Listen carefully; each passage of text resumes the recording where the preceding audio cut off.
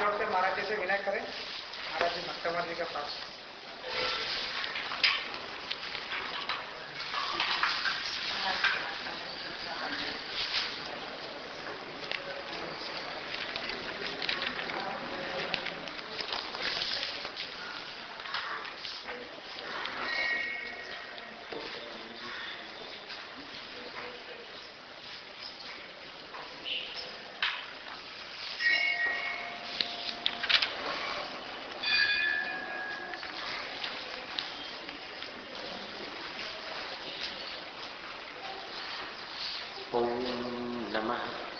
सिद्धेभ्यः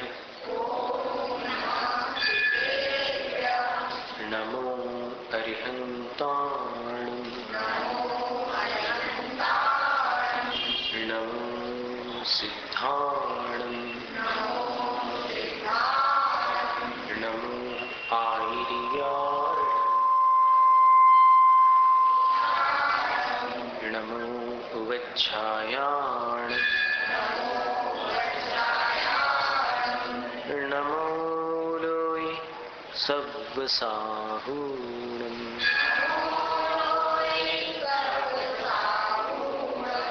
ईसु पंचनमो यारो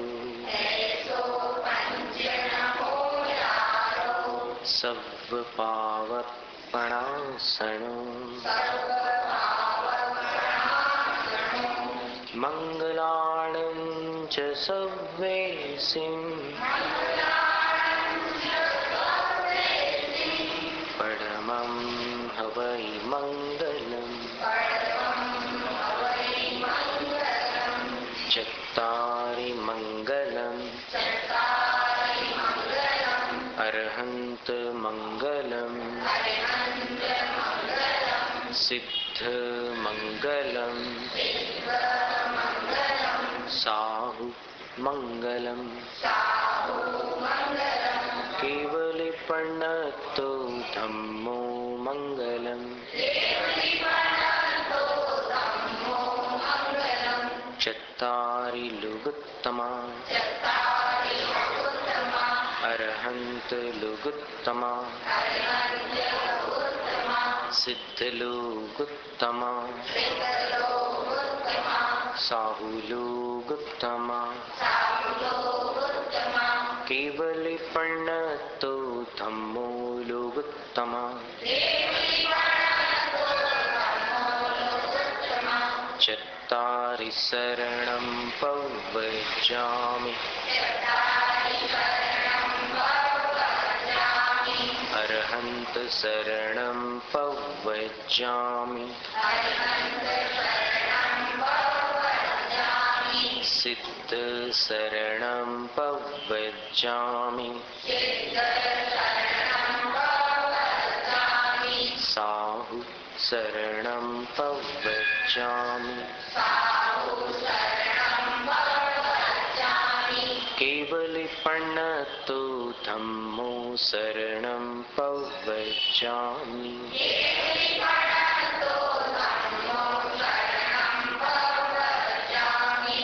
परम पूजनीय देवादिदेव प्रथम तीर्थंकर भगवान श्री आदिनाथ स्वामी की भक्तामर स्तोत्र की आचार्य गुरु श्री विद्यासागर मुनिराज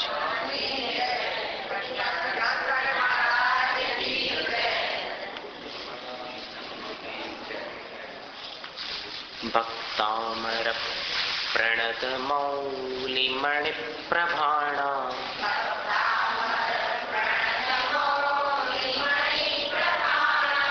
मुद्योत कंदलित पाप तमोवितानम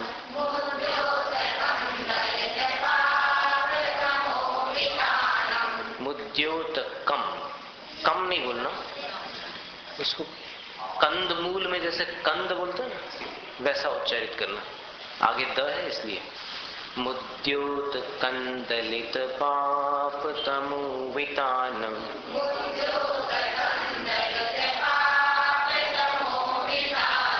सम्यक प्रणम्य जिन पाद युगं युगादा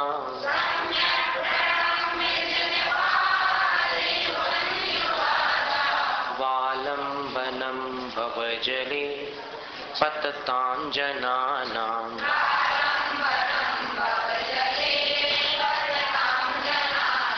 यः संस्तुतः सकलवाङ्मयतत्त्वबोधा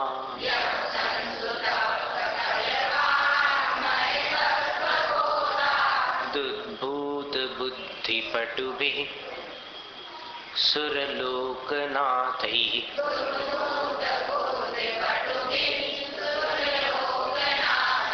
स्तोत्रैर्जगत् त्रितयचित्तहरैरुदारैः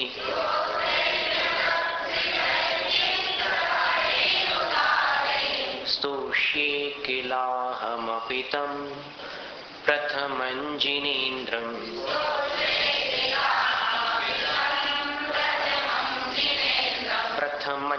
मंजन जैसा उच्चारण है। प्रथमञ्जिनेन्द्रम् बुद्ध्या विनापि विबुधार्चितपादपीठ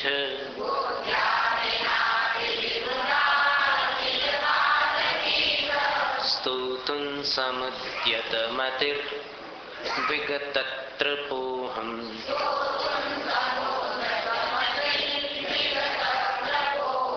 बालं विहाय जलसंस्थितमिन्दुबिम्ब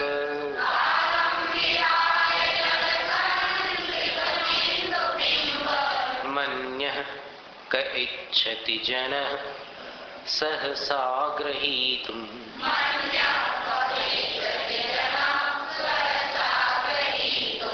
वक्तुं गुणान्। यहाँ बिल्कुल रुक जाना, एक साथ। वक्तुं गुणान् गुणसमुद्र शशांक कांतान्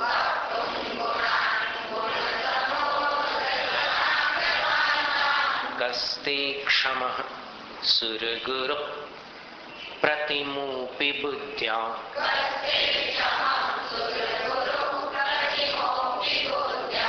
कल्पांत काल पवनोद्धत नक्रचक्रम्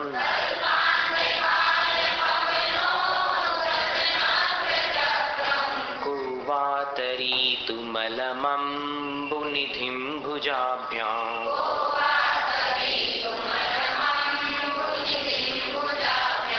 सोहंत तथापि हंत। अरे हंत में जैसे होता है ना वैसा उच्चारण। सोहंत तथापि तव भक्ति वशान् मुनीश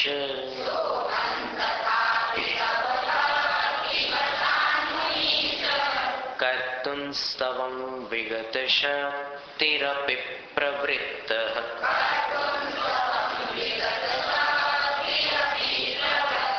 प्रवृत्तः नहीं प्रवृत्तः कर्तुं स्तवं विगत शक्तिरपि प्रवृत्तः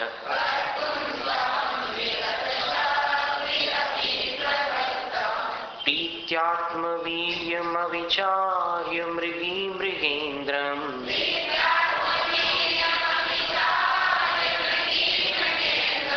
नाभ्येति किं निज शिशोः। यहाँ रुकना है। परिपालनार्थम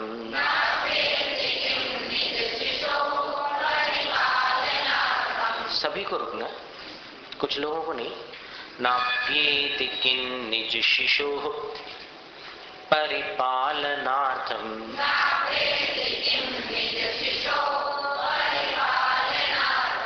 फिर से कोशिश कीजिए, आ जाएगा। नाभ्येति किं निज किन किन में अनुस्वार का उच्चारण है न के समान। नाभ्येति किं निज शिशोः परिपालनार्थम।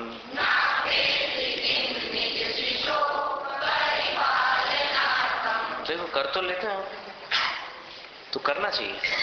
अल्पश्रुतन श्रुतवतां परिहास धाम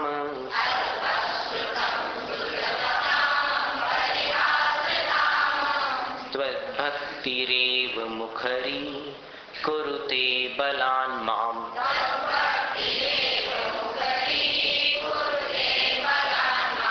यत्कोकिलः किल मधौ मधुरं विरौति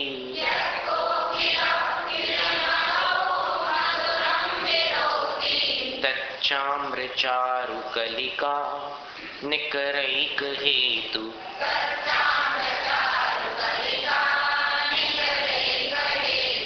त्वत्संस्तवेन भव सन्तति सन्निबद्धम्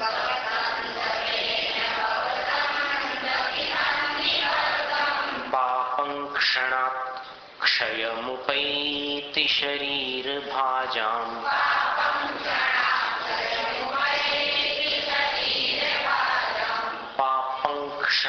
पापंक पंक जैसा उच्चारण आना चाहिए। पंक पापंक्षणात् यहां रुक जाना है, एक साथ सभी को रुकना है। पापंक्षणात् क्षणात् पर रुकना है। पापंक्षणात् क्षयमुपैति शरीर भाजाम्।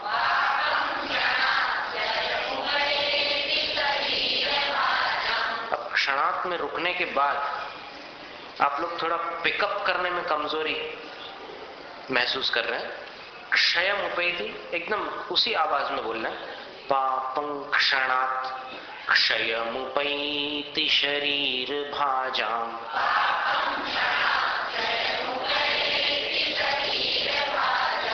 आक्रांत लोक मलिनीलमशेषमाशु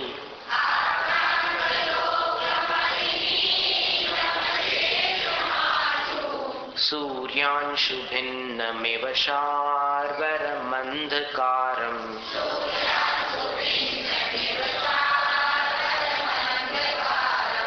मत्वेति नाथ तव संस्तवनं मयेद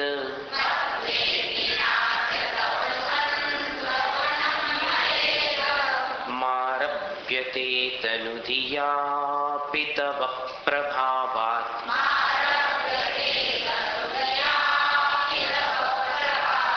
तव प्रभावात् ये व पर जोर देना। तव प्रभावात् स्वराघात। मारभ्यते तनुधियापि तव प्रभावात्।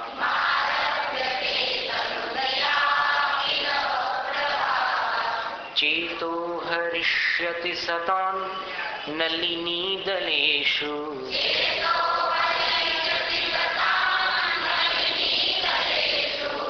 नलिनीदलेषु। नलनी नहीं बोलो भाई, नल नहीं है वहां पर, नली। चेतो हरिष्यति सतां नलिनीदलेषु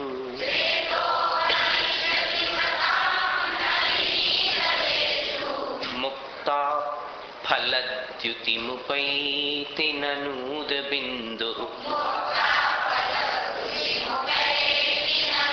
स्वामी फल बोलिएगा।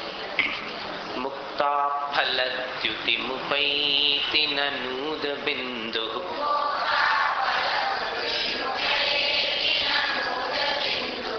आस्तान्तवस्तव नमस्त समस्त दोषम्।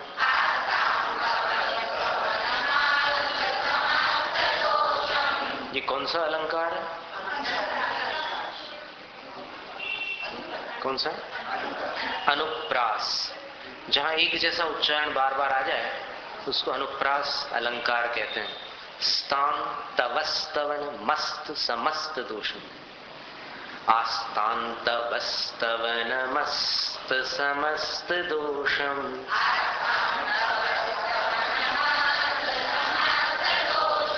त्वत्संकथापि जगतां दुरितानि हन्ति।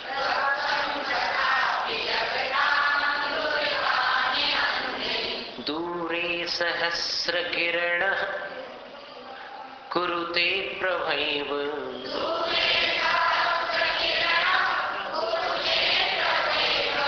अब इस पंक्ति में एक बहुत बड़ी त्रुटि होती है। बहुत से लोग सहस्र को सहस्त्र बोलते हैं। सहस्त्र ये बिल्कुल अशुद्ध उच्चारण है। सहस्र सिर्फ स के साथ र मिला हुआ है, त्र नहीं है वहां। इसलिए कैसा बोलना है? दूरे सहस्र किरण कुरुते प्रभैव।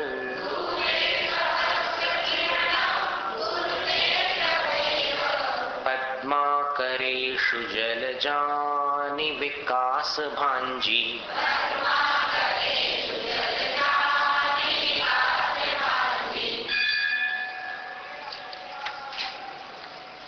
तो ये शुरू के 9 काव्य अपन पढ़ चुके हैं, पर अभी तक स्तुति प्रारंभ नहीं हुई है।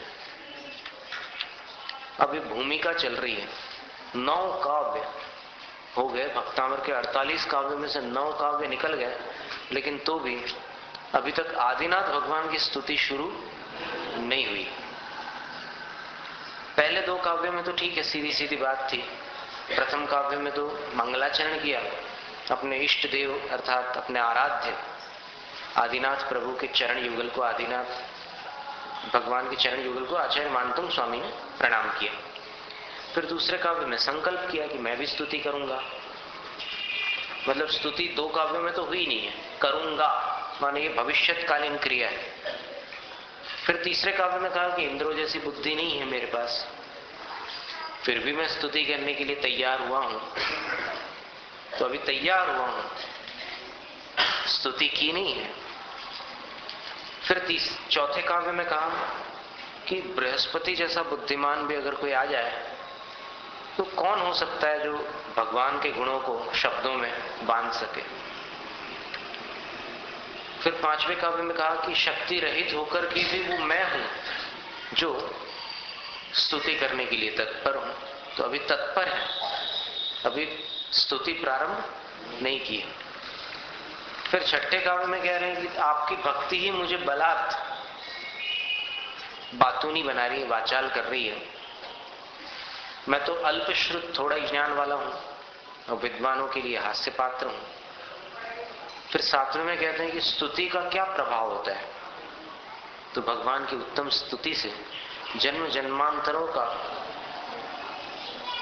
दृढ़ता पूर्वक बांधा गया पाप, यानी निधत्त निकाचित श्रेणी, शास्त्रों में उसको निधत्त निकाचित श्रेणी का पाप, यानी अपन बोलचाल की भाषा में ऐसे कह सकते हैं पत्थर की लकीर। पत्थर की लकीर जैसा मजबूत पाप भी क्षण मात्र में भगवान की उत्तम स्तुति से नष्ट होता है। अब ये स्तुति की स्तुति हो गई, भगवान की स्तुति से क्या होता है वो बतला दिया। फिर इसके आगे कहते हैं कि ऐसा जानकर, यानी स्तुति पाप नाशक है, ऐसा जानकर तनु धिया भी, छोटी बुद्धि वाला होकर भी, मया मैं इदम संस्तवनम तव आरभ्य थे, इस आपके संस्तवन को प्रारंभ करता हूं। मैंने अभी प्रारंभ करता हूं। 8वें काव्य में भी यही बात कह रहे हैं कि अभी प्रारंभ कर रहा हूं, और आपके प्रभाव से ये सज्जनों के मन को हरेगी ये स्तुति। जैसे कमलिनी के पत्ते की संगति में आकर पानी की बूंद मोती जैसी चमकती है, वैसे ही शब्द भले मेरे हो, लेकिन आपकी स्तुति होने के कारण ये भक्तामर सबको प्रिय लगेगी। फिर 9वें काव्य में कहते हैं कि अरे भगवान, स्तुति की तो बात छोड़ दो, स्तुति से पाप नष्ट होते हैं जन्म जन्मांतरों की, ये तो बहुत दूर की बात रही। पाप तो आपकी चर्चा मात्र से नष्ट होते हैं। सूर्य को सरोवर में नहीं आना पड़ता कमलों को विकसित करने के लिए, उसकी किरण ही पर्याप्त है। तो आपकी स्तुति नहीं करनी पड़ेगी जन्म जन्मांतरों का पाप नष्ट करने के लिए, बल्कि आपकी चर्चा करना भी पर्याप्त है। उस चर्चा से ही तीनों जगत के पाप नष्ट हो जाते हैं। फिर स्तुति से क्या होता होगा, आएगी ना ये शंका मन में उठेगी कि नहीं। पहले कहा कि स्तुति पाप नाशक है, और पाप नाशक है इसलिए मैं कर रहा हूं, प्रारंभ कर रहा हूं। फिर कह दिया कि नहीं, स्तुति की तो बात छोड़ दो, आपकी चर्चा भी पाप नाशक, आपकी चर्चा भी पापों को नष्ट कर डालती है। तो स्तुति का प्रभाव तो कुछ और ही होना चाहिए। जब चर्चा से पाप नष्ट हो जाते हैं तो फिर स्तुति से क्या होगा, कोई बहुत बड़ा काम होगा। जैसे कोई इतना कहे कि अगर हाथी क्रिकेट के मैदान में आ जाए और क्रिकेट के मैदान में आकर उस स्टंप्स के पास चला जाए तो सारे विकेट्स उठा करके उसको खंड खंड बना सकता है, इतनी शक्ति होती है हमें।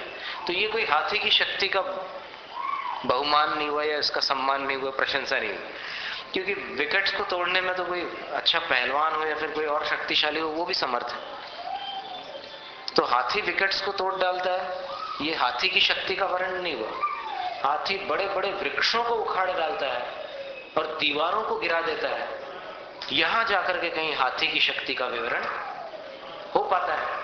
तो इसी प्रकार भगवान की स्तुति से पाप नष्ट हो जाते हैं, ये स्तुति की महिमा नहीं हुई, बल्कि पाप तो भगवान की चर्चा ही से नष्ट हो जाता है।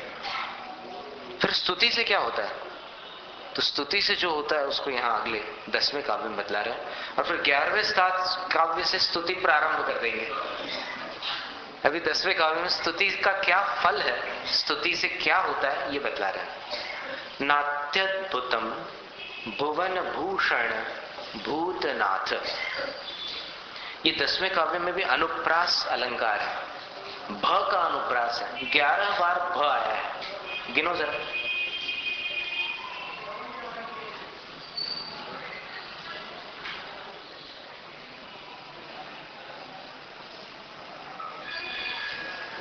हो गया 11? पहली पंक्ति में 4 बार, दूसरी पंक्ति में 4 बार, तीसरी पंक्ति में 2 बार, चौथी पंक्ति में 1 बार। 4 4 2 और 1, ऐसे 11 बार भ का प्रयोग किया है। ये भी अलंकार है, अनुप्रास। नात्यद्भुतम भुवन भूषण भूतनाथ भूतैर्गुणैर भुवि भवन्त मभिष्टुवन्त तुल्या भवन्ति भवतो ननु तेन किं वा। तैन किं वा नहीं बोलना, तेन, तेन और तैन अंतर है ना उच्चारण में, तो तैन नहीं बोलना, तेन बोलना। जैसे आप ऐसो पंच बोलते हैं, ऐसो पंच नमो यारो, इसको कब सुधारोगे? हम सुन के देखते हैं, अभी कुछ दिनों का आपको टाइम देते हैं। शुरू में अपन पढ़ते हैं ना, तो ऐसो पंच बोलते हैं। अब ऐसो वहां ऐसा नहीं है, वहां शब्द ऐसो, ए और ए दोनों में फर्क है कि नहीं? ऐसो ऐसो। अब ऐसो जो है वो पुरानी ढूंढारी भाषा का शब्द है, तो वहां पर ऐसो नहीं होना चाहिए, ऐसो। यहां पर भी ननु तेन किंवा, तैन किंवा नहीं, तेन किंवा भूत्याश्रितं, श्रितं संयम जैसा उच्चारण है। आगे यह है, त के ऊपर अनुस्वार और उसके आगे य, इह। यहां उच्चारण थोड़ा संभाल कर करना पड़ेगा आपको। जिनको भक्तामर का अभ्यास नहीं है या फिर अभ्यास होते हुए भी शुद्ध अभ्यास नहीं है, उनको यहां पर सुधार करना पड़ेगा। भूत्याश्रितं य इह नात्म समं करोति। मंक, मंक, म के ऊपर जो अनुस्वार है उसका उच्चारण अंक के समान है। अब पाठ करके देख लेंगे। नात्यद्भुतम भुवन भूषण भूतनाथ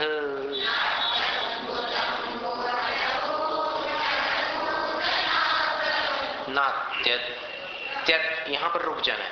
नात्यद्भुतम भुवन भूषण भूतनाथ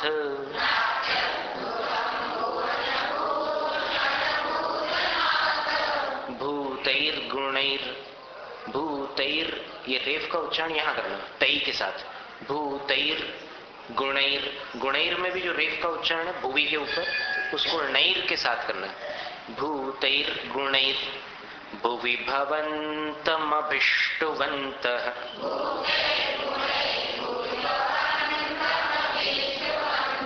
फिर से प्रयास करो। भूतैर गुणैर भुवि भवन्तमभिष्टुवन्तः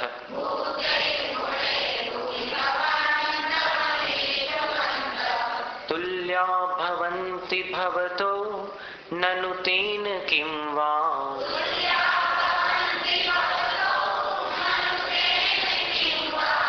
भूत्याश्रितं य इह नात्म नात्म समं करोति।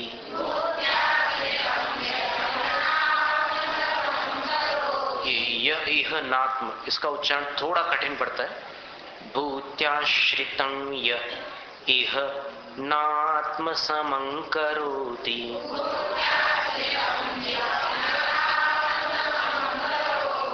ऐसा करो, देखो, भूत्याश्रितं, ये बोल लिया, 4 अक्षर हो गए।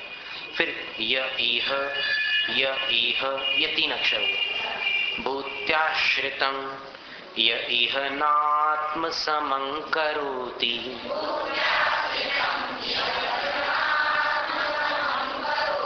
य इह, इसका आपको अभ्यास करना घर जाकर के, होमवर्क। य इह, इसकी माला फेर लेना, एकदम शुद्ध उच्चारण होगा। भूत्याश्रितं, ये हो गया।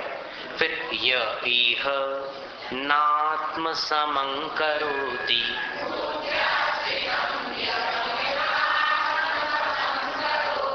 य इह, यह नहीं, य इह। अभी तो बहुत सुंदर बोला आपने, शाबाश। अब लाइन में पढ़ते समय सही बोल के बताओ। भूत्याश्रितं य इह नात्म समं करोति।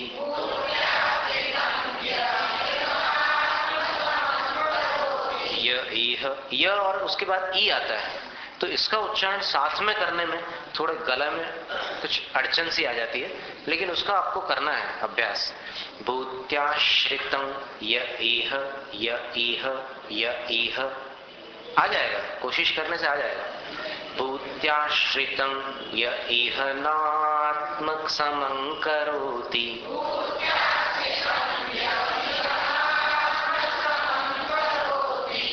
कार्ल लुईस ने एक पुस्तक लिखी है, वर्ल्ड पावर। उसमें उन्होंने साइंटिस्ट के रिसर्च के आधार पर एक बात प्रकट की है कि बुढ़ापे में याददाश्त खराब नहीं होती। लोगों की धारणा गलत है कि उम्र जैसे ढलती है तो फिर याददाश्त खराब होने लग जाती है, फिर अपन कोई नई चीज नहीं सीख सकते। इस धारणा को दिमाग से निकाल दो, क्योंकि ये बिल्कुल अवैज्ञानिक धारणा है। आज के डॉक्टर्स ने और वैज्ञानिकों ने ये सिद्ध कर दिया है कि उम्र ढलने के बावजूद बाकी चीजें, देखो, आंखों की शक्ति कमजोर हो सकती है, सुनने की शक्ति कमजोर हो सकती है, लेकिन याददाश्त कमजोर नहीं होती। और इस बात को जेरोंटोलॉजी, एक वृद्धावस्था के ऊपर एक शाखा है विज्ञान की, उसमें पूरा बुढ़ापे के बारे में ही अध्ययन चलता है। उसका अध्ययन करके एक डॉक्टर ब्रूस गोल्डबर्ग, उन्होंने पुस्तक लिखी रिवर्सिंग एजिंग। रिवर्सिंग एजिंग नाम की एक पुस्तक है डॉक्टर ब्रूस गोल्डबर्ग की। उसने भी इसी बात को पुष्ट किया है कि उम्र ढलने के साथ साथ शरीर की जो कोशिकाएं होती है उसके बीच में एक कोलेजन नाम का पदार्थ होता है, वो सूखने लग जाता है, तो फिर त्वचा में झुर्रियां पड़ती है। लेकिन सब कुछ कमजोर होने के बावजूद बुद्धि कभी कमजोर नहीं होती मनुष्य की। और आपने भी अपने जीवन में देखा होगा कि कुछ बूढ़े बाबा इतने चालाक होते हैं, इतना उनका दिमाग चलता है कि किसी और का ना चले। इसलिए इस धारणा को अपने दिमाग से बिल्कुल निकाल देना कि हमारी तो उम्र चली गई सीखने की, ये मत सोचना। आप किसी भी उम्र में अभ्यास करके अपने उच्चारण को शुद्ध बना सकते हैं।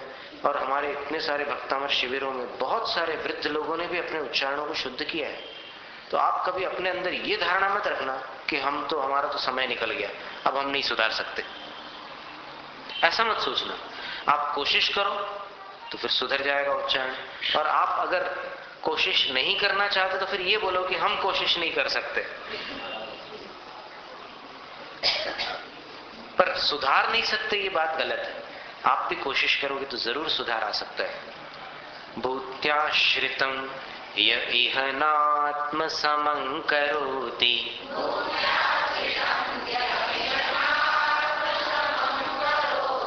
अब इसमें आपको मेहनत करके कल शुद्ध उच्चारण सुनाना है। यहाँ य इह, इसका उच्चारण एकदम शुद्ध हो जाना चाहिए पूरे अभ्यास के साथ। किताबें आपको घर ले जाने की छूट है, इसलिए घर ले जाकर के भी आप देखिएगा।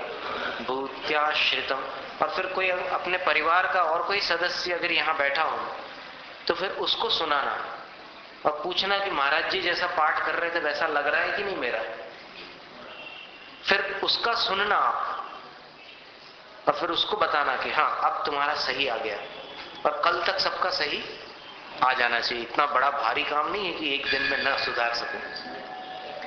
नात्यद्भुतम भुवन भूषण भूतनाथ,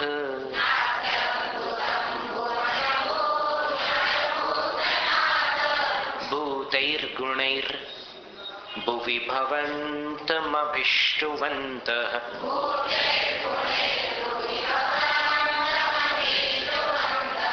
तुल्या भवन्ति भवतो ननु तेन किं वा,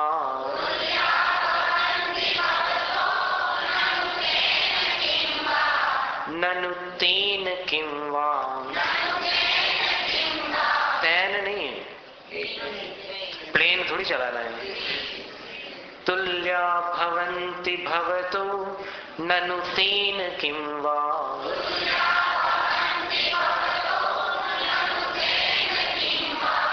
भूत्याश्रितं य इह नात्मसमं करोति,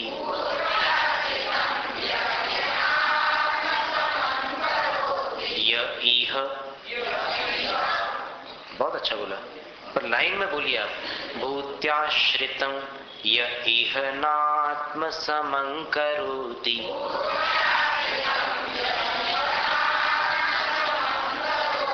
अच्छा अपन स्लो मोशन में करें, हैं धीमे धीमे। भूत्याश्रितं य इह नात्मसमं करोति,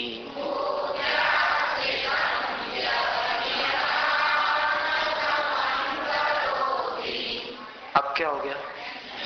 भूत्याश्रितं य इह नात्मसमं करोति,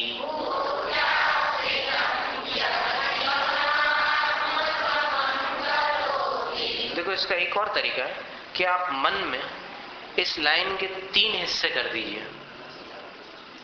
पहला भाग होगा भूत्याश्रितं, फिर दूसरा होगा य इह, और तीसरा होगा नात्म समं करोति।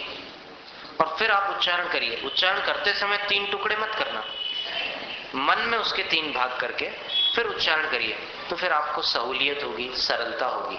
क्योंकि एक साथ 14 अक्षरों का उच्चारण कठिन होता है, लेकिन कुछ भाग करके करो ना तो सरल हो जाता है।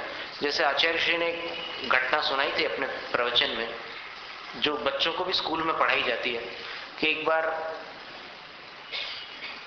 किसी के 4 पुत्र थे और उसकी उम्र ढलने लगी, और पुत्र कभी एक होकर के रहते नहीं थे, हमेशा लड़ते झगड़ते थे। तो फिर पिता को लगा कि मेरे चले जाने के बाद ये अगर लड़ाई झगड़े करेंगे तो फिर कोई भी ईर्ष्या करने वाला या शत्रुता रखने वाला इनको दबा देगा। इसलिए इनको एक होने का कैसे मैं उपदेश दूं, कैसे मैं आदेश दूं, कैसे इनको सिखाऊं कि एक होना चाहिए। तो फिर दादाजी ने उनसे बाजार जाकर कुछ लकड़ियां लाने के लिए कहा, और लकड़ियां अच्छी सीधी सीधी लकड़ियां चाहिए थी, और पूरा एक गट्ठर लकड़ियों का बंधा हुआ लाने को कहा। वो लोग लेकर आ गए। अब आप लोग समझ गए आगे की बात, जिन्होंने कभी नहीं सुनी तो उनको सुना देते हैं। और फिर उनने कहा, उनके पिता ने, कि अब इन लकड़ियों को आप लोग तोड़ डालो, खोलना नहीं, तोड़ना है। तो खोले बिना तोड़ने की उन्होंने कोशिश की, बहुत कोशिश की, लेकिन नहीं टूटी। फिर दादाजी ने बोला कि अब खोलो। खोले, गट्ठर को खोला उन्होंने। फिर बोले कि अब तोड़ो। तो उन्होंने एक एक लेकर के टक टक टक सब तोड़ डाली। तो फिर उन लड़कों ने पूछा कि पिताश्री, आप ये सर्कस क्यों करवा रहे हो, आप चाहते क्या हो? तो उनके पिता ने कहा कि देखो बेटे, ये लकड़ियां जब तक एक थी तब तक तुम लोग चारों मिलकर नहीं तोड़ पाए, और जब बिखर गई तो एक एक ने कई लकड़ियां तोड़ डाली। तो मैं तुमसे यही कहना चाहता हूं कि तुम चारों अगर एक होकर के रहोगे तो कोई तुम्हें तोड़ नहीं सकता, और तुम अगर बिखर गए तो कभी भी कोई भी तुम्हें मुसीबत में डाल सकता है। इसी प्रकार भक्तामर की एक पंक्ति में 14 अक्षर, और आप सोचो कि पूरे 14 अक्षर एक बार में भड़ाक से बोल जाए शुद्ध, तो फिर उसमें दिक्कत जाएगी। इसलिए आप इसके भाग कर दीजिए मन में, और पहले तो भूत्याश्रितम, ये 4 अक्षर बोलिए, फिर ये 3 अक्षर बोलिए, य इह, तो 4 और 3 7 हो गया, और फिर बचे 7, तो 7 को आप आसानी से बोल सकते, नात्म समं करोति, भूत्याश्रितं य इह नात्म समं करोति।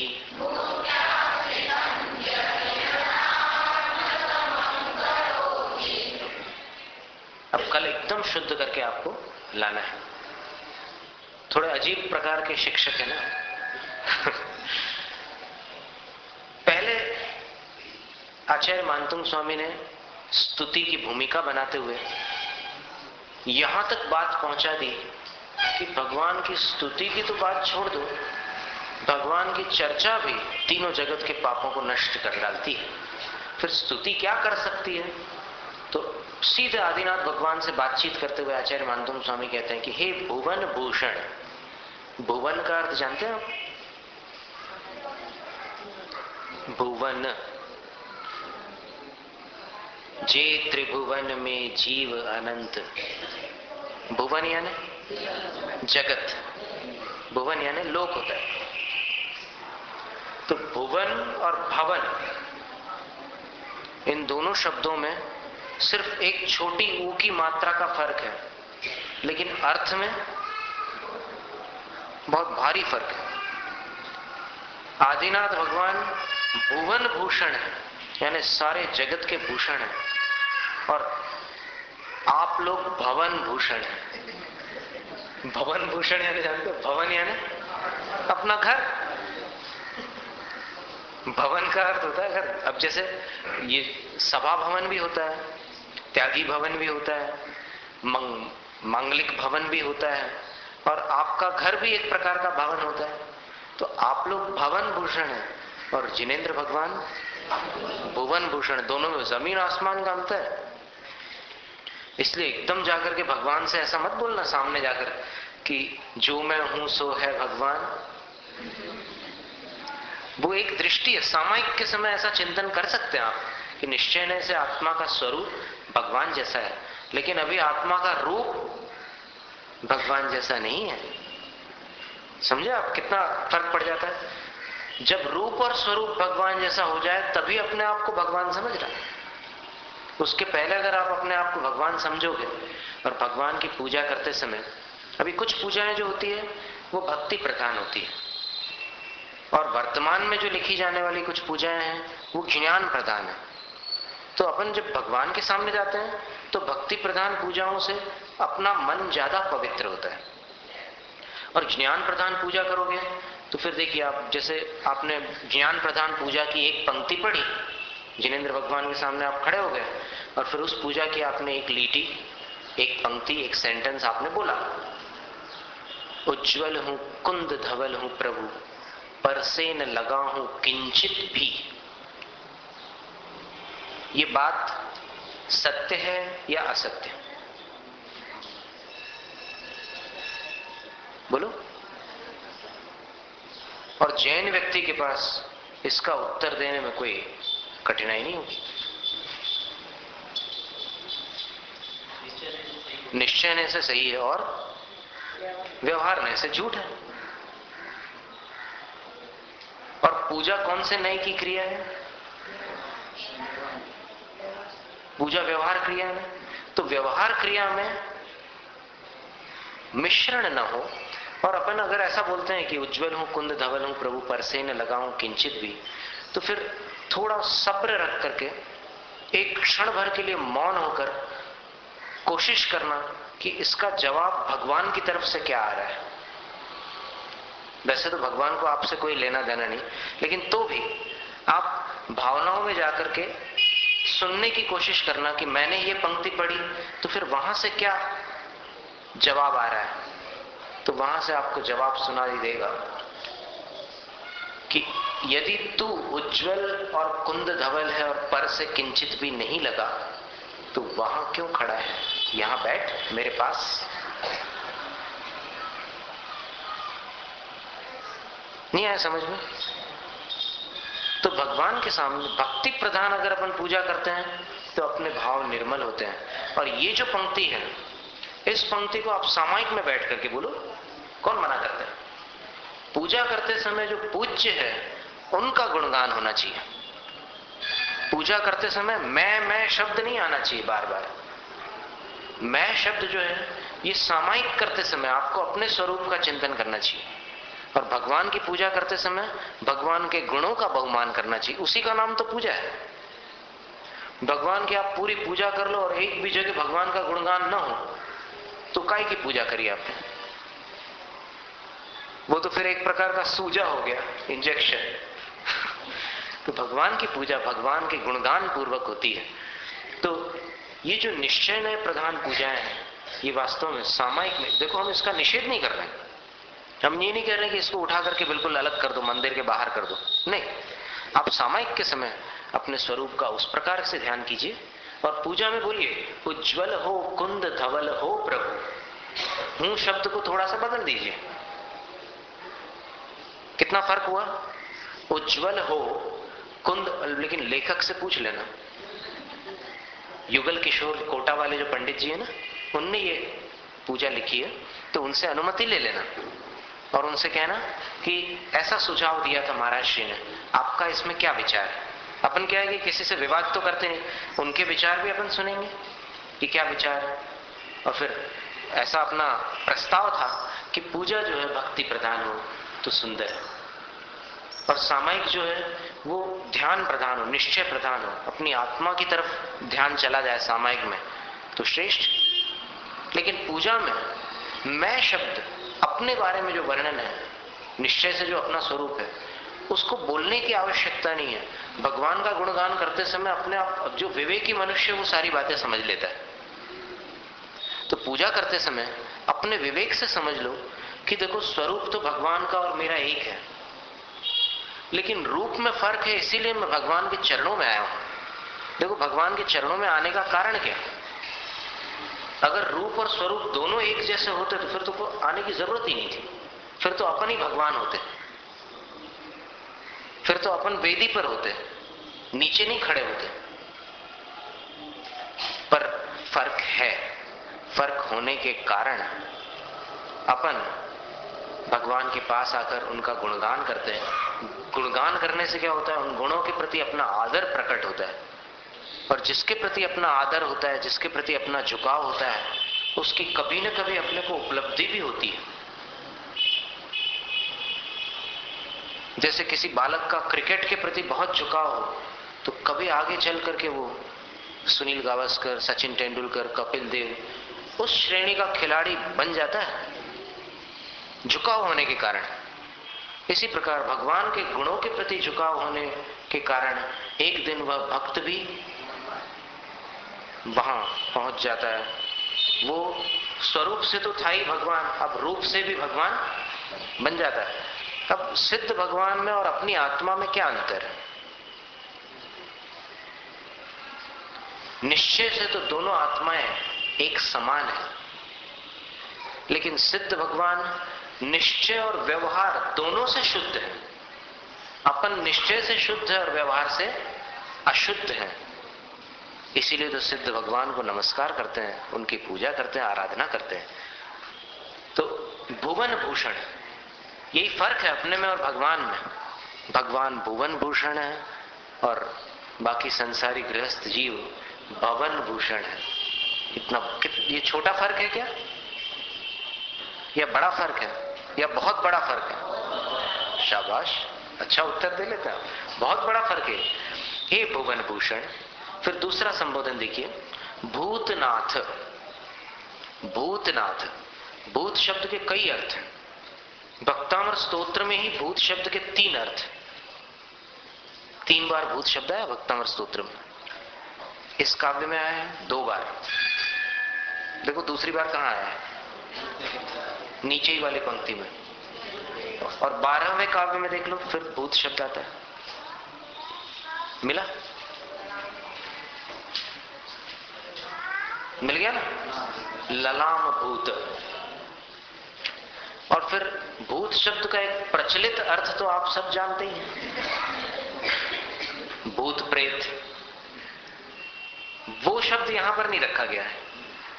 शब्द होते हुए भी उस अर्थ को लेकर के नहीं रखा गया है। तो यहां पर आचार्य कहते हैं कि हे भुवन भूषण, हे भूतनाथ। यहां भूत शब्द का अर्थ है प्राणी। तो हे प्राणियों के नाथ, यानी संसार के सब प्राणियों के नाथ आदिनाथ भगवान थे, क्योंकि उनके अंदर किसी के प्रति भेदभाव नहीं था। उनकी वाणी सर्व कल्याणी थी। ऐसा नहीं कि मेरी वाणी उन्हीं का कल्याण करेगी जो मेरे भक्त हैं, और बाकी जो लोग मुझे नमस्कार नहीं करते वो भाड़ में जाए। ऐसा नहीं था उनका। उनकी वाणी जो भी सुने उसका कल्याण हो, ऐसी मंगलकारी जिन वाणी आदिनाथ भगवान की वाणी थी। तो भूतनाथ, सब प्राणियों के नाथ, ये 2 संबोधन हो गया। तो हे भुवन भूषण, भूतनाथ, आदिनाथ प्रभु, अत्यद्भुतम न, अति अद्भुत नहीं है। अति अद्भुत नहीं है ना, बड़ा आश्चर्य नहीं है। बड़ा आश्चर्य नहीं है। किसमें बड़ा आश्चर्य नहीं है? कोई घटना तो होनी चाहिए ना जिसमें बड़ा आश्चर्य नहीं है। तो आचार्य कहते हैं कि भवंतम भूतैर गुणी अभिष्टुवंत। भवंतम यानी आपकी, भूतई गुणे यथार्थ गुणों द्वारा। यहां भूत शब्द का अर्थ है यथार्थ, यथार्थ। पहले भूत का अर्थ क्या था? प्राणी। यहां दूसरे भूत का अर्थ है यथार्थ। यथार्थ माने सत्य, सच्चे। तो सच्चे गुणों से भवंतम अभिष्टुवंत, आपकी अभिस्तुति करने वाले, यानी आपका स्तवन करने वाले, आपकी वंदना करने वाले, भुवि इस धरती पर। तीसरी पंक्ति में भवतः तुल्या भवंती, आपके तुल्य यानी बराबर बन जाते हैं। सच्चे गुणों को लेकर जो आपकी स्तुति करते हैं वो आपके समान बन जाते हैं। ये कोई बड़ा आश्चर्य नहीं है। आश्चर्य तो है, लेकिन बड़ा आश्चर्य नहीं है कि आपकी स्तुति करने वाले आपके समान बन जाते हैं। अर्थात आपकी स्तुति पापों का नाश करना तो बहुत छोटी बात हो गई, स्तुति करने वाले को स्तुत्य बना देती है, भक्त को भगवान बना देती है। अब आया समझ में स्तुति का प्रभाव? ये भूमिका 10 काव्यों तक आचार्य मानतुंग स्वामी ने भगवान की स्तुति नहीं की है, किंतु स्तुति की भूमिका बांधी है।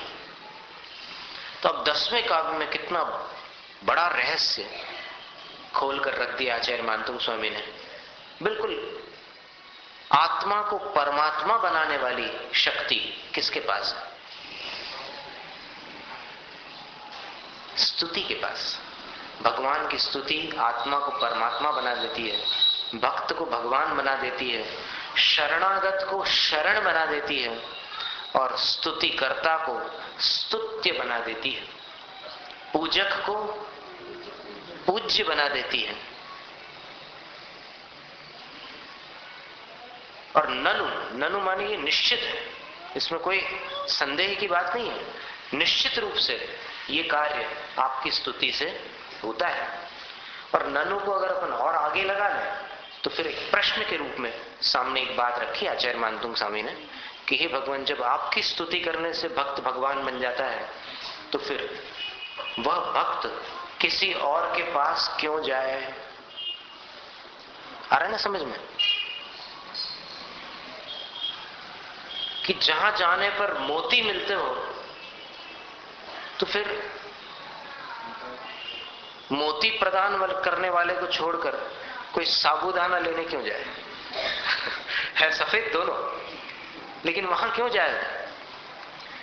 तो इसी प्रकार यहां आचार्य मानतुंग स्वामी कहते हैं कि जब आपके पास आने से भक्त भगवान बन जाता है, आपकी स्तुति करने से इतना बड़ा फल मिलता है, तो फिर तेन किंवा, उससे क्या लेना देना हमें? मतलब आपको छोड़कर और किसी से हमें क्या लेना देना है? कि यह जो इह माने इस धरती पर आश्रितम भूत्या न आत्म समम करोति, अपने आश्रित को भूत्या, भूत्या का अर्थ होता है भूति, विभूति, वैभव, जो अपने शरणागत को, अपने आश्रित जन को वैभव द्वारा आत्म समम न करोति, अपने समान नहीं बना सकता, जो अपनी शरण में आने वाले को अपने समान नहीं बना सकता, उससे हमें क्या लेना देना है? आपकी शरण में आने वाला अपने आप आपके समान बन जाता है स्तुति करके, आपको कुछ भी नहीं करना पड़ता, उसको बस आपकी स्तुति करनी पड़ती है और आपकी स्तुति करने से स्तुति करने वाला आपके समान बन जाता है। तो फिर आपको छोड़कर हम और किसी के पास क्यों जाएं कि जहां जाने पर सेवक को सेवक ही रहना पड़ता है और स्वामी स्वामी बना रहता है। आपके पास आने पर, आपकी सेवा करने पर सेवक एक दिन स्वामी बन जाता है। इसलिए हम आपको छोड़कर और कहां जाएं? अरहंत शरणम पवज्जामि। तीनों भुवनों के हे भूषण और सभी जीवों के नाथ, है न अधिक अचरज इसमें जो सत्य गुणों का लेकर साथ। तब स्तुति गाता जिन पद पाता, इसी धरा पर अपने आप, जो न कर सके शरणागत को निज समान, उससे क्या लाभ। जय जय आदिश्वर स्वामी,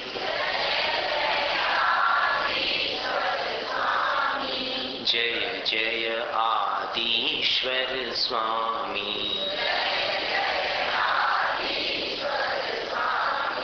जय जय आदिश्वर स्वामी,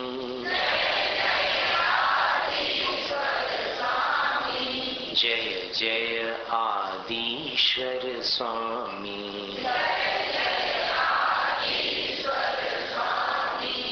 कितनी बड़ी बात है। देखो, ऐसी बात हर जगह नहीं मिलती। आप देखेंगे कहीं भी संसार में आप भटक जाइए, वहां पर जहां भी जाओगे आपको या तो ये सुनने मिलेगा कि प्रार्थना करो तो तुम्हारी इच्छाएं पूर्ण हो जाएगी, लेकिन कहीं भी ऐसी बात आपको नहीं मिलेगी कि भक्त भगवान बन जाता हो। भगवान भगवान रहेंगे, भक्त भक्त रहेगा, लेकिन भक्त भगवान बन जाए ये बड़ी अनोखी बात है। और वास्तव में देखा जाए तो जैन दर्शन में कुछ अलग प्रकार का विश्लेषण है कि जैन दर्शन वैज्ञानिक भी है, व्यावहारिक भी है और वैचारिक भी है। माने विचारों की कसौटी पर कसो तो भी खरा उतरता है, विज्ञान की कसौटी पर कसो तो भी जैन धर्म खरा उतरता है, और व्यवहार की कसौटी पर कसो तो भी जैन धर्म खरा उतरता है। ये बात अलग है कि कुछ वक्ताओं ने, व्याख्याताओं ने जैन धर्म को एकदम अव्यावहारिक बना दिया है। मैंने इतना जटिल बना दिया है उन्होंने जैन धर्म को कि वो 2-5 लोगों के सिवाय और किसी के बस की बात नहीं रह गई है। पर ऐसी बात नहीं है। जैन धर्म इतना व्यवहारिक है कि बहुत सारी गुंजाइश है।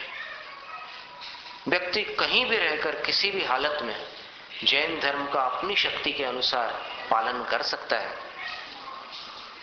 अभी तो आज ऐसी स्थिति हो गई कि सिर्फ एक पानी छानने को लेकर के लोगों ने संयम का मार्ग अवरुद्ध करके रख दिया कि अगर ठीक से पानी छाने बिना तुम कुछ भी करना चाहते हो तो फिर कुछ नहीं होने वाला, बोले सब बेकार है। लेकिन ऐसा नहीं है, बड़ा उदार है जैन धर्म।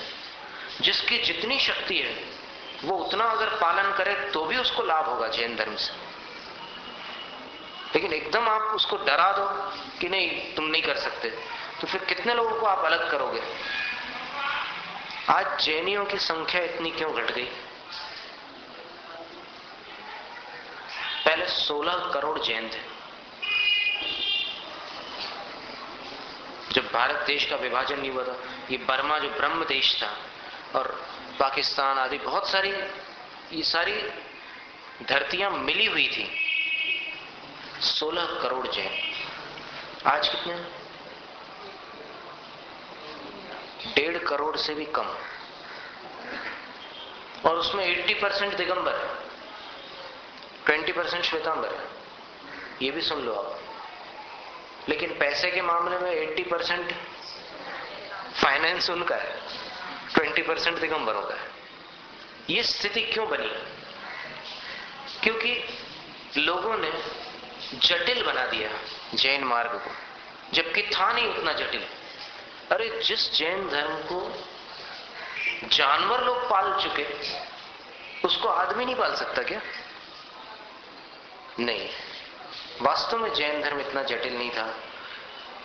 अपन भक्ति से शुरू करो, फिर मुक्ति बाद में आप देख लेना कब मिलती है, लेकिन भक्ति से शुरू कर दो। क्योंकि ज्ञान और वैराग्य पंचम काल में दुर्लभ है। ज्ञान सबको नहीं हो पाता, सब शास्त्रों का, चारों अनुयोगों का, और वैराग्य तो और कम लोगों को होता है। तो ज्ञान और वैराग्य के मार्ग तो कठिन है, लेकिन भक्ति का मार्ग बच्चे से लेकर वृद्ध तक सबको ही अंगीकार कर सकते हैं। कौन रोकता है आपको मंदिर में आकर भगवान की भक्ति करने से? करिए भक्ति। इतना सुंदर मंदिर आपके पुण्य से यहां पर है, तो उस पुण्य को गंवाइए मत। सौभाग्य को चूकना महान दुर्भाग्य है। ये पंक्ति लिख सकते हैं आप। सौभाग्य को ठुकराना सबसे बड़ा दुर्भाग्य है। एक वो व्यक्ति है जिसको मौका नहीं मिलता, उसका तो दुर्भाग्य है। और एक वो है जो मौका मिलने पर भी मौके को ठुकरा देता है। किसका दुर्भाग्य बड़ा है?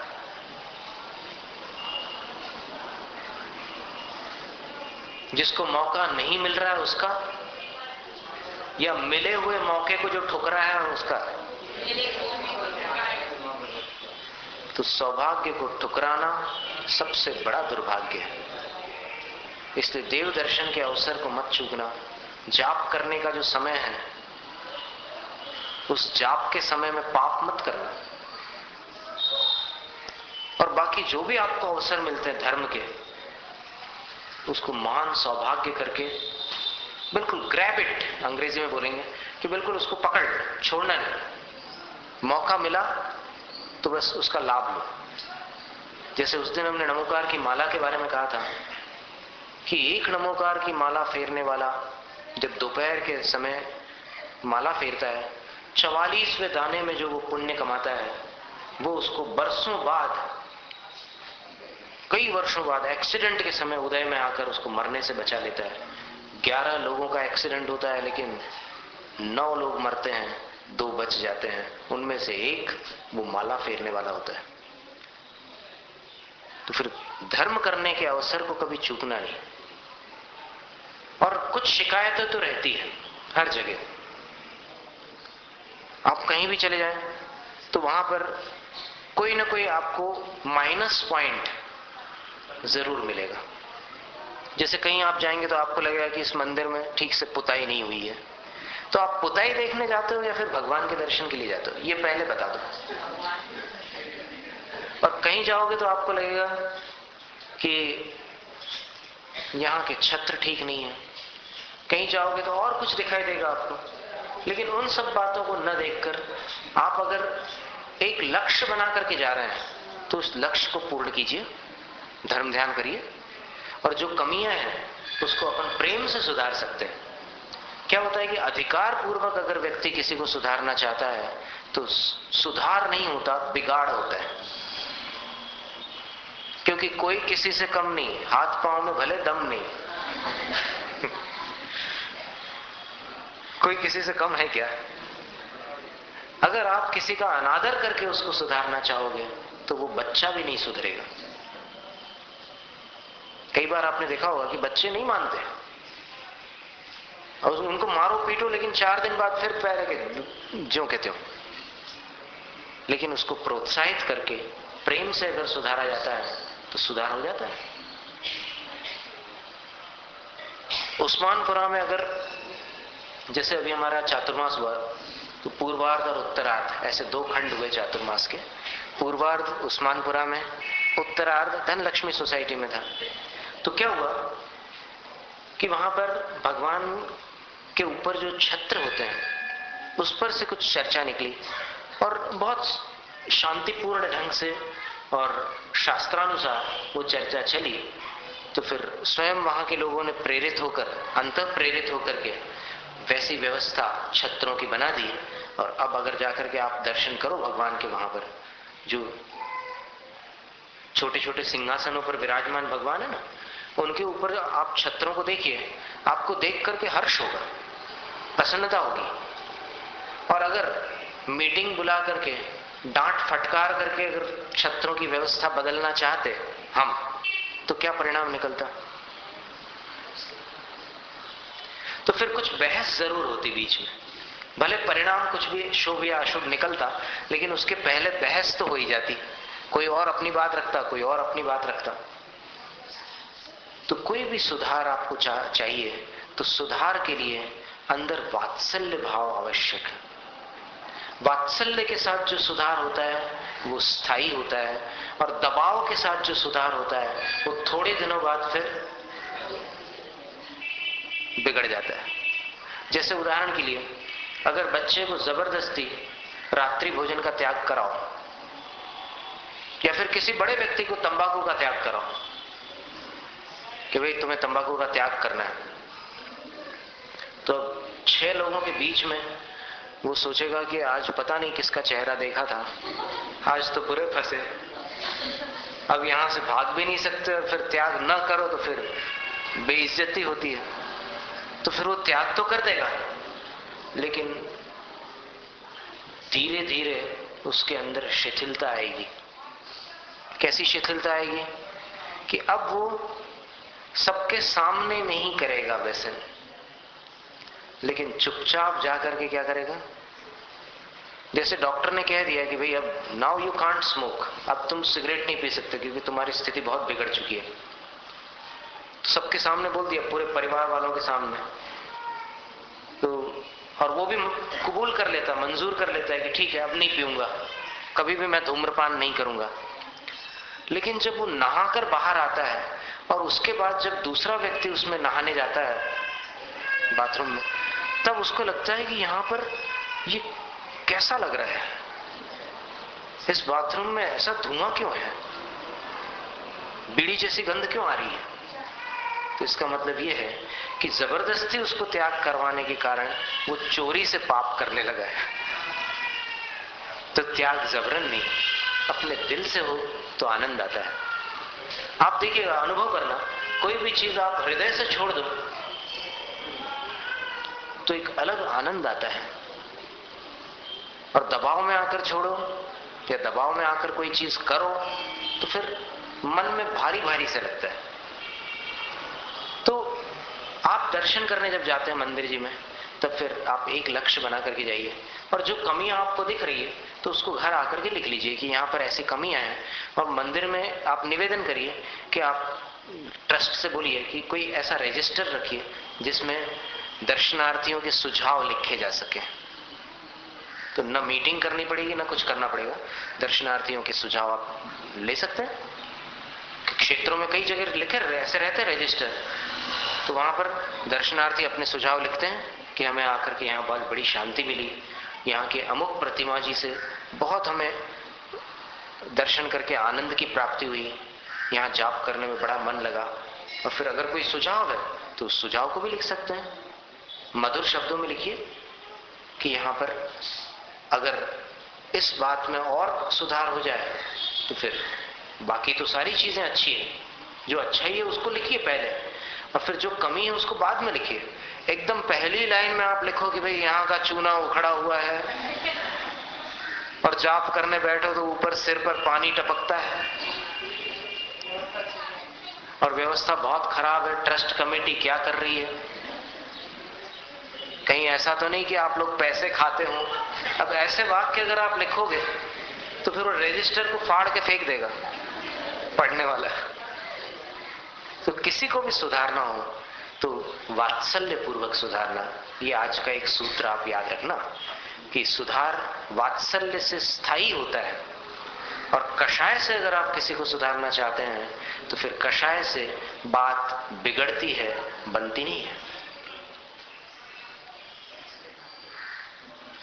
तो अब भगवान आदिनाथ की स्तुति प्रारंभ सचमुच में 11वें काव्य से हो रही है।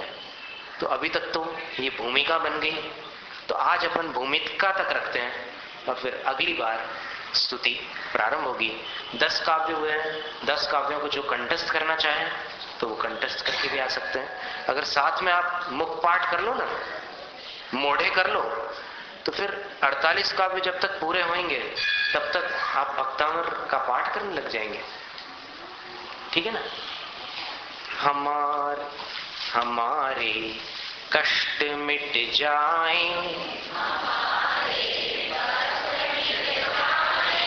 नहीं यह प्रार्थना स्वामी, डरे ना संकटों से हम, यही है भावना स्वामी।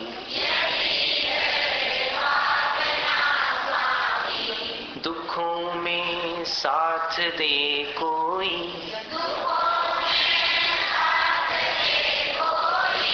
नहीं यह प्रार्थना स्वामी, बने सक्षम स्वयं ही हम,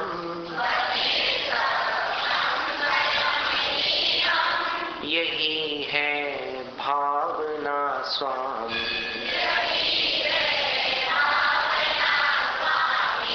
रहे सुख की सदा छाया,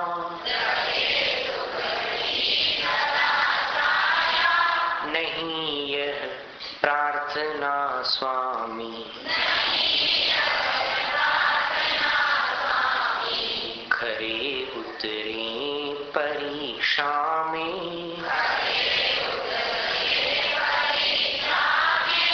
यही है भावना स्वामी। हमारा भार घट जाए,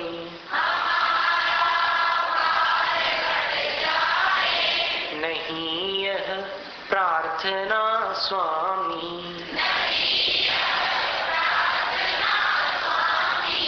किसी पर भार ना हो हम,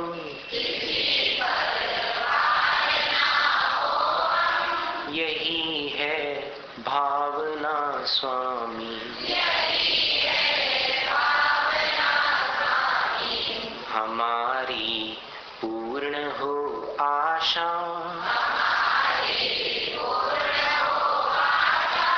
नहीं यह प्रार्थना स्वामी, निराशा हो न अपने से,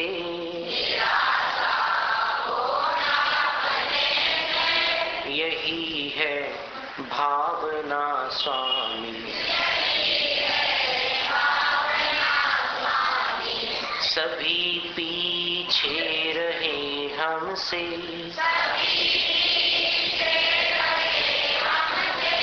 नहीं यह प्रार्थना स्वामी।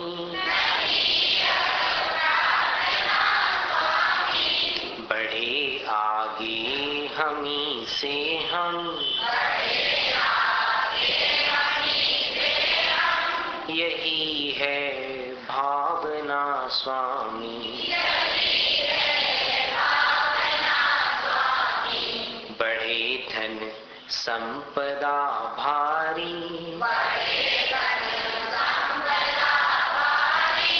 नहीं यह प्रार्थना स्वामी। रहे संतोष थोड़े में,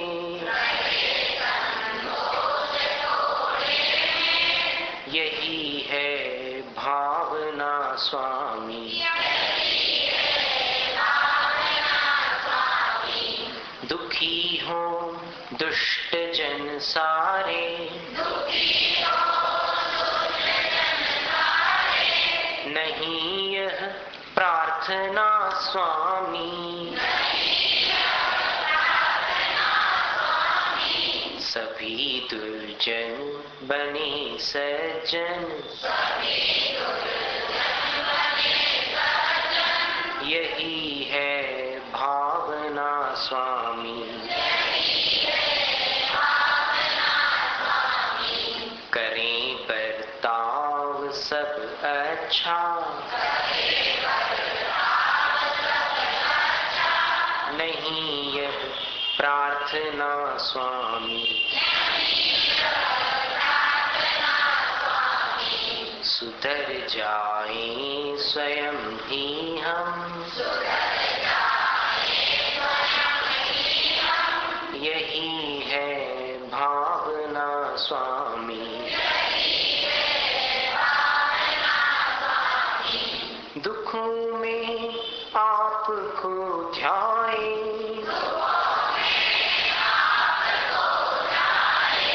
नहीं यह प्रार्थना स्वामी।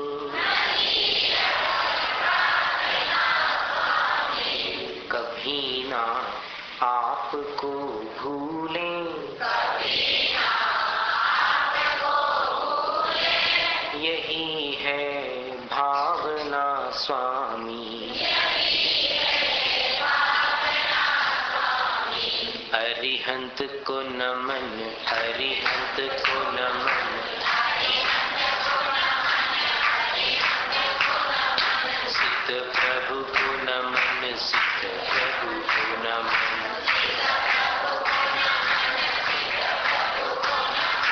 आचार्य को नमन, आचार्य को नमन। उपाध्याय को नमन, उपाध्याय को नमन। सर्व साधु को नमन, सर्व साधु को नमन।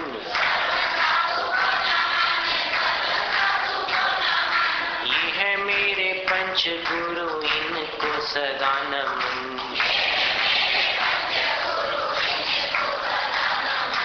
इनके नमन से हो मुक्ति पथ पे गमन।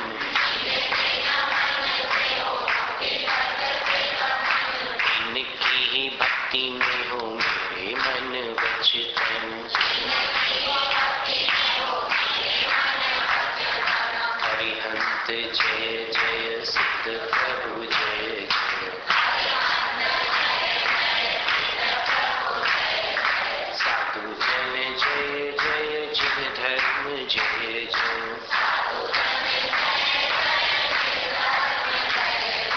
हरिहंत मंगल, सिद्ध प्रभु मंगल। साधु जन मंगल, जिन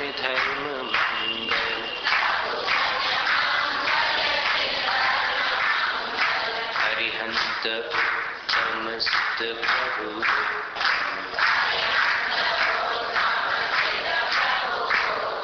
साधु जन उत्तम जिन धर्म उत्तम हरिहंत शरणा सुत प्रभु शरणा साधु जन शरणा जिन धर्म शरणा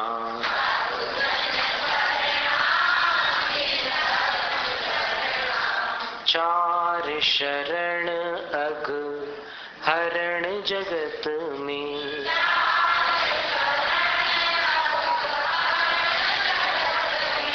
और न शरणा हितकारी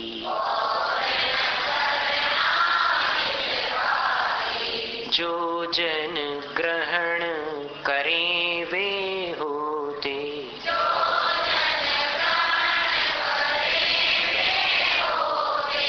अजर अमर पद के धारी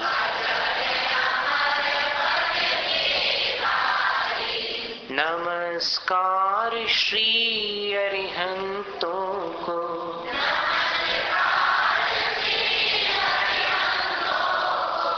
नमस्कार श्री अरिहंतों को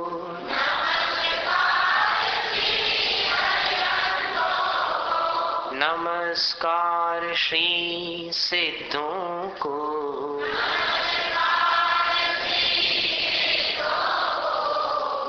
आचार्यों को उपाध्यायों को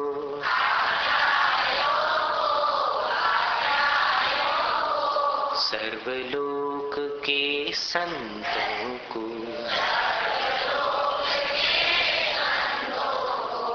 ओम शांति। आचार्य मानतुंग स्वामी की स्तोत्र पठन में मेरे द्वारा यदि जो कहीं कहीं प्रमाद से कुछ अर्थ वाक्य पद मात्रा छूट गई सरस्वती मेरी उस त्रुटि को कृपया क्षमा करें और मुझे कैवल्य धाम में माँ अविलंब धरे वांछित फलदात्री चिंतामणि सदृश मात तेरा वंदन करने वाले मुझको मिले पता मेरा बोधि समाधि विशुद्ध भावना आत्म सिद्धि मुझको मिले और मैं पा जाऊं मां मोक्ष महासुख को।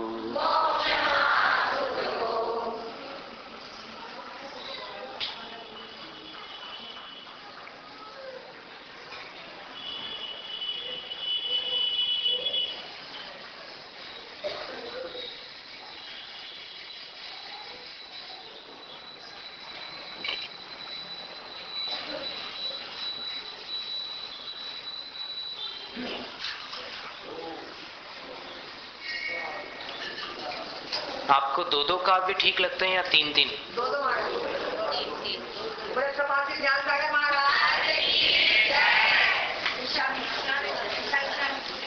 देखिए, एक बस 2 मिनट आप रुकिए, कुछ सूचनाएं रहती है। ये सब व्यवस्थाओं में